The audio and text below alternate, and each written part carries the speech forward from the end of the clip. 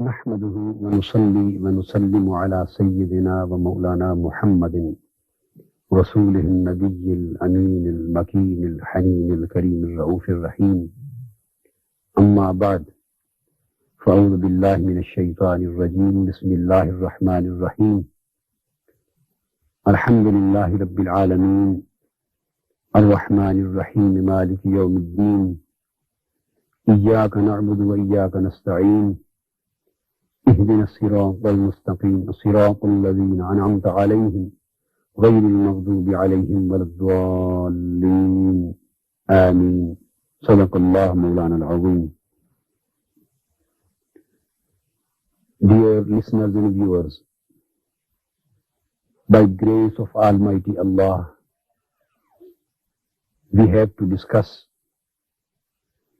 the second installment of the subject of Surah Al-Fatiha, an Islamic system of thought and deed. Alhamdulillah, in our last episode, we have discussed the three elements of Islamic system of thought and deed in the light of Surah Al-Fatiha. And these were, number one, accuracy and validity of belief. The second was soundness of conduct.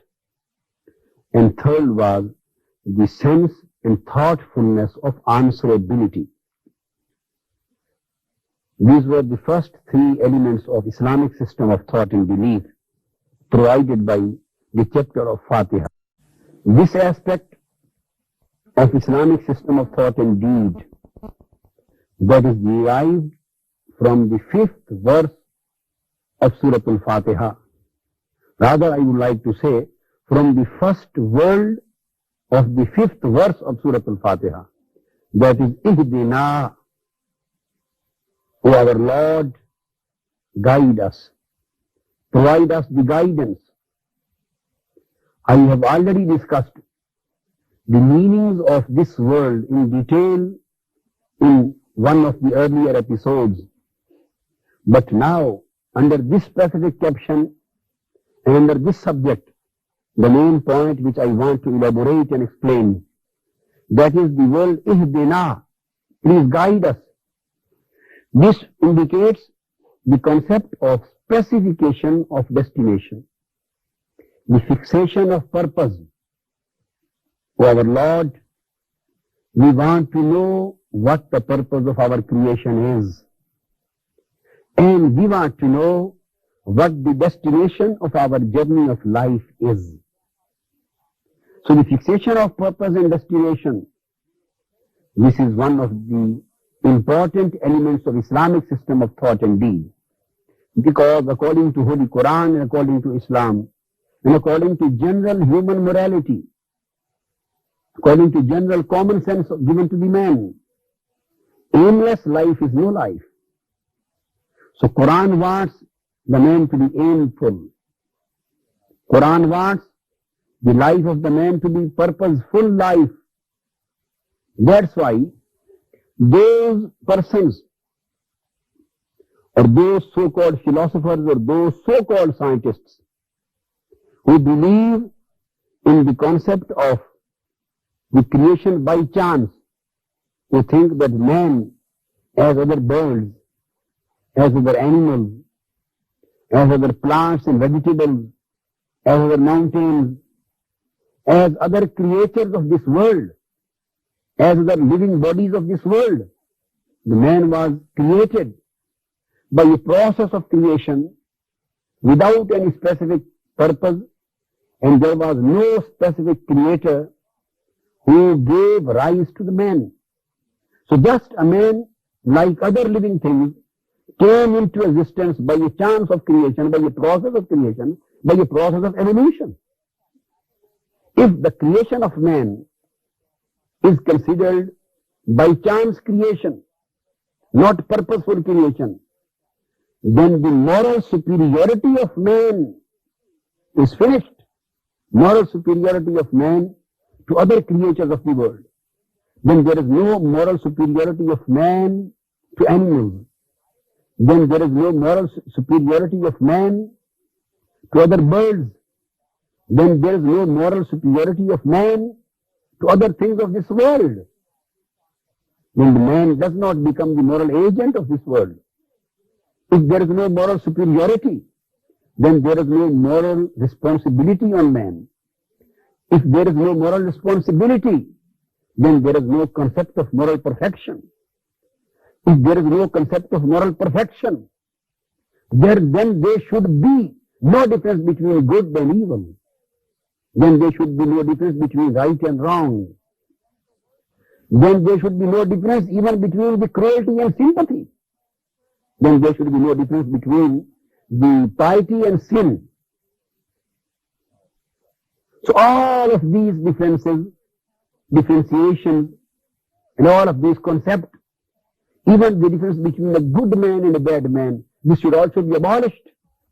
If the man just came into existence by chance, and he has to just finish through his death, and there is no concept of award and reward, and there is no purpose of his life, there is no destination of his traveling of life, there is no specific purpose for which he came into existence, because nobody created him, and nobody gave him any purpose. So the man cannot be considered to be a moral agent in this universe. So Islam rebuts this idea. Quran rebuts this idea. And instead of it, Quran has given the idea of purposeful creation. Of purposeful creation. The man was created, and there is a specific creator of this universe as well as of the man. And he has created the man with a specific purpose.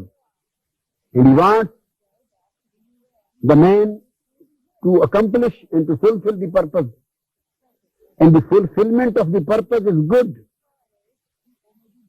And non-fulfillment of the purpose is wrong, bad. And the struggle for the fulfillment of the purpose is piety. And struggle for non-fulfillment and deviation from the purpose is sin. And working in accordance with the purpose is a good act. And working in deviation of the purpose is a bad act. And achievement of the purpose is morality. And non-achievement of the purpose is immorality. So, an aimless life does not possess any moral significance, any ethical significance, and any moral superiority of other creatures of the world. So the fourth basic element of Islamic system of thought and deed is that the life is aimful. Our life is purposeful. And in order to achieve the Islamic system of deed and thought, it has been made necessary that our purpose of life should be very specified before us, should be very clear before us. It should be fixed. There should be no ambiguity as far as our purpose of life is concerned. And Quran has already declared that our purpose of life is to become true servants to Allah, is to become true servants to Almighty Allah, is to become true obedience and true submissive people to Almighty Allah. This is our purpose of life. So the basic problem with us is now at our individual level as well as at our collective level, that we are going to become an aimless people. Just look at our own life as an individual of our own society. Our own society. We are passing an aimless life. We are passing a purposeless life. We are passing an objectiveless life. Have we ever thought? Have we ever given a simple significance to this consideration? What is our purpose? As an individual we should think. Everybody should think. We should concentrate. We should sit down in seclusion. We should meditate and concentrate on this point. We should think over that what purpose he is achieving through his life, for what purpose he is living, whether only for eating, only for drinking, only for dressing, only for enjoying the pleasures of life, only from building the houses, only for enjoying this holy world and to pass out away from this world, only for the purpose of getting the rights and facilities of others, only for the purpose of becoming rich and rich. What is the purpose? So as an individual, we are becoming a purposeless individual, aimless individual. We just sleep, we just wake up early in the morning, we just make our breakfast, we go to our offices or our shops or our business, we come back. So there is no specific purpose before our life, so that we may think that we have to achieve it. We have to attain it. And unless we attain and achieve this specific purpose, we would not be considered to be successful people.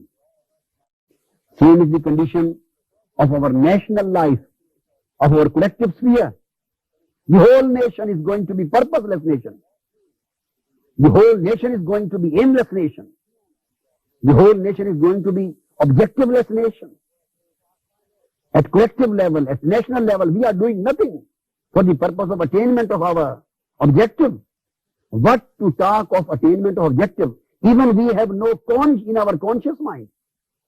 We have no realization of the purpose. We have no specification of our national purpose. We have no fixation of our national destiny. For what purpose we are doing our national struggle, our national resources, our national strength, our national energies, our national unity, our national population, all of the people collectively. We are doing what? We are living for what? We are struggling for what? We are striving for what? There should be an international aim and objective before us.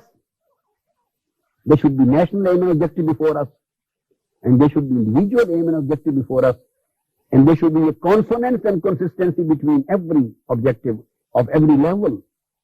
So Quran has specified through the words ihdina, that the man cannot become morally perfect unit unless he possesses the specification of purpose of his life in his mind. And he decides that this is my purpose of life, and I have to strive and struggle for achievement of this purpose. So this was the fourth element of Islamic system of thought and deed. Now the fifth one is the firmness and stability in the struggle. Firmness and stability in the struggle. And this element of Islamic system of thought and deed has been derived from the word as-sirat al-mustaqim. Through ihdina, the basic light of guidance was required and demanded and asked, and it was sought from Almighty Allah. As we have already discussed, and from as-sirat al-mustaqim, now the man wants the firmness in his struggle. He wants stability in his struggle. So Islamic system of thought and deed and Islamic system of conduct, Islamic system of behavior requires the concept of firmness and soundness and profoundness and stability and integrity in his conduct, in his struggle. Which means that when a man starts the work, starts his job, then he should stick firmly to his purpose. He should stick profoundly to his struggle. He should continue it. Al-mudawama, istiqamah, the firmness, the stability, the continuity, the perpetuation, the profoundness, and sound sticking to the objective and sound sticking to the struggle. This thing requires patience. Human mind, an-nafs al-insani, human mind thinks and wants very easy way of the attainment of objective and quick result. Sometimes the results are not achievable quickly. They take time. Sometimes there are hindrances in the way. Sometimes there are difficulties. Sometimes there are enmities and hindrances, interceptions, problems, difficulties, and there are tortures in the way of fighting for haqq, in the way of fighting for right, in the way of achievement of right. So the firmness requires patience. Stability requires patience. That's why Holy Quran has given a very express lesson in the word wal asr. Innal insana lafi khusr illa alladhina amanu wa amilu salihat wa tawasaw bil haqq wa tawasaw bis sabr. By the period, it is stated that indeed the man is in harm and the man is in damage. The man is in loss. The man is losing. The man is in loss. Except those who became faithful and those whose conduct became good and pious. Those who became faithful and those who adopted good acts and good deeds and pious deeds, and they stood for the right, and then they remained patient. Tawasaw bil haqq wa tawasaw bil haqq wa tawasaw bis sabr. They stood for the right. They conveyed the right to others. They advised the people for right. They themselves raised their voice for the right, and practically in their own life they stood for the right.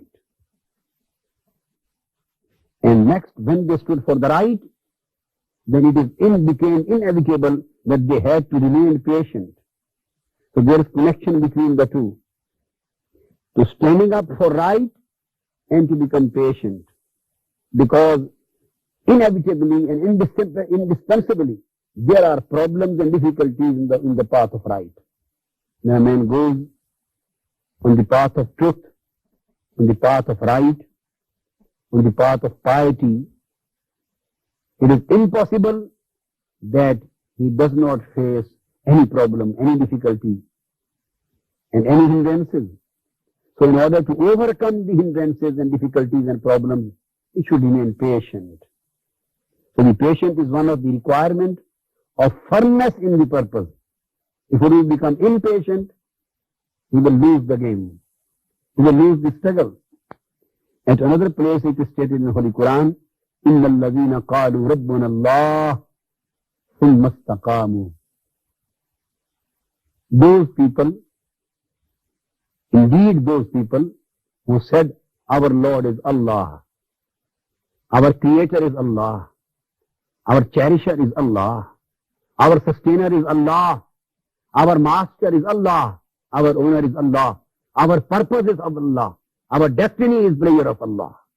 Those who announced that our Creator and Sustainer and purpose is Allah, ثُمَّ اسْتَقَامُوا. Then they became patient. Then they became firm to their commitment. So here is the requirement of firmness to commit to their commitment. Requirements to become stable to their commitment. So the very significant thing which has been elaborated in Holy Quran at various places is the link of the commitment to right with right and firmness and patience in the way. So the fifth basic element of Islamic system of thought and deed was that one should be patient, one should be firm, one should be stable in a struggle. And only this is the way of achieving the success in life. The sixth element of Islamic system of thought and deed is surety and certainty in success. One should be sure when he starts his struggle, when he starts his journey, and if he is not sure of success, he thinks, I don't know whether I will reach my destination or not. I don't know. He is confused. He is disillusioned. He says, I don't know. I am not sure whether I will succeed in this process or not. So this disillusionment, this confusion, this uncertainty cannot provide any kind of strength to his act. If he wants that strength should be provided to his act, he should be energetic, he should be strengthful, and he should be successful. So the first requirement for a success is the faith in success, is surety in success, is certainty in success. So this is the idea, basic psychological treatment of the man, so that he may be emphatic, energetic, and very hopeful. So he should come out of the darkness of disillusionment. He should come out of the darkness of disappointment. Quran has psychologically treated the man, every man who has started his journey on the right path for the achievement of the higher objectives. Quran says, لا تهنوا ولا تحزنوا ولا تهنوا ولا تحزنوا وأنتم الأعلون إن كنتم مؤمنين. O faithful people, don't be discouraged and don't be worried. Indeed, you would be successful if you have a firm belief in it, if you have a sound and profound belief in it. You will be successful. This is the concept of certainty and surety in success. Start your journey with this kind of firmness of faith. Then Holy Quran has provided the next and seventh element regarding the Islamic system of thought and deed, and that is the cooperation with the right people. This is the seventh element. Cooperation with the right people. The word, the concept, as we have already discussed, the surety and certainty in success. This concept has been derived from the word al-mustaqim. And the seventh element, that is cooperation with the right people, that has been derived from the word siratul ladina an'amta alayhim. Here, Quran states that those who want to continue their journey on right path, on straight path, and those who want to be guided by Almighty Allah, and those who want to enjoy the light of divine guidance, it is necessary for them to have cooperation and to have company, but to cooperate with the right people themselves, the cooperation with the right people and get their cooperation. So to have a link with the right people, to have a relationship with the right people, relationship of providing cooperation to them, and relationship of getting cooperation from them. Holy Quran says, Sirat al-Ladina an'amta alayhim. And the right path is the path of those who are blessed by Almighty Allah. Allah has bestowed His blessings and mercies and favors on them. So the word Sirat al-Ladina, indication. Right path is the path of those who are blessed. So if you want to be blessed, and if you want to be guided as they have become guided, if you want to be blessed as they have become blessed, then become cooperative with the blessed people. Become cooperative with the guided people. Become cooperative with the pious people. And become cooperative with the righteous people. The only way of getting righteousness is to get the cooperation of righteous people. The only way to become guided is through to become cooperative with the guided people. The only way to become blessed is through to become cooperative with the blessed people. So here lies the idea of extending the cooperation for right. Again, a very significant point is derived from it. That to extend your cooperation, to get the cooperation of the right people, it is necessary to extend your cooperation to the right. So, the Muslim community and the people who believe in the righteousness of Quran and correctness and validity of Quran, they should be extending their cooperation with the right from east to west, wherever the right is. The nations who are fighting for right, the people who are working for right, the people who are extending their cooperation and their help for right, the faithful people should also extend their help, their favor, their assistance and their cooperation for the right. So it means that one should live for right and one should die for right. Only then one would be in a position to become the righteous. whether it is at its individual level or it is national level.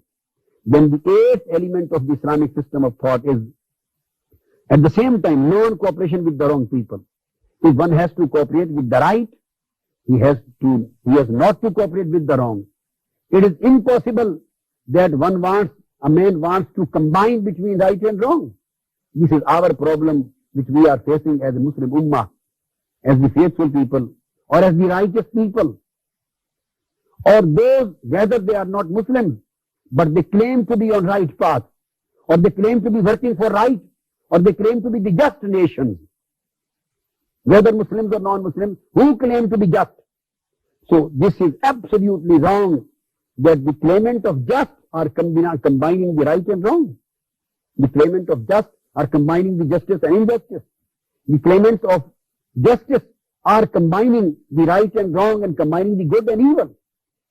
For example, in a specific sphere, we are cooperating for good, and at another sphere of life, we are cooperating for evil. When we go to mosque or to go to place of worship, we are for Allah. When we come outside of our worship place and our mosque, we are for Satan and for devil, for evil. So Islam has provided the sense of La ilaha illallah. First of all, there is elimination and negation of wrong, negation of evil. There is no deity, there is no God. So here comes the elimination and negation of wrong. And then illallah, then comes the affirmation of good. First of all, we should eliminate the ties of wrong and ties of evil, and we should cut the roots of evil from our inner self. We should cut the roots of evil, the roots of injustice, the roots of cruelty, the roots of wrong from our souls, from our bodies, from our hearts. After then, when evil will be eliminated, we would be in a position to affirm the good. Then the good will take place, then the good will take the roots in our souls, in our body. So this concept of non-cooperation with the wrong is derived from the last words of the surah. And these are غَيْرِ الْمَغْضُوبِ عَلَيْهِمْ وَلَا. And don't guide us towards the path who are in wrath, or those who have gone astray.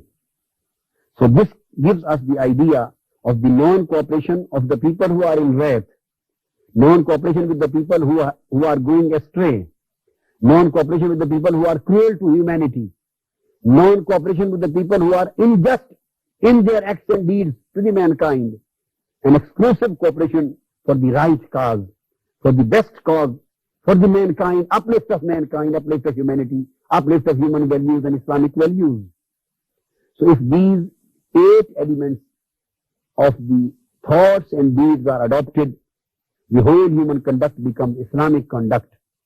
And if these thoughts and deeds are not adopted, in spite of our being claimant, the conduct does not become Islamic conduct, and behavior does not become Islamic behavior. So this was a very significant practical lesson of Surah Al-Fatiha. وَمَا عَلَيْنَا إِلَّا الْبَلَاغُ.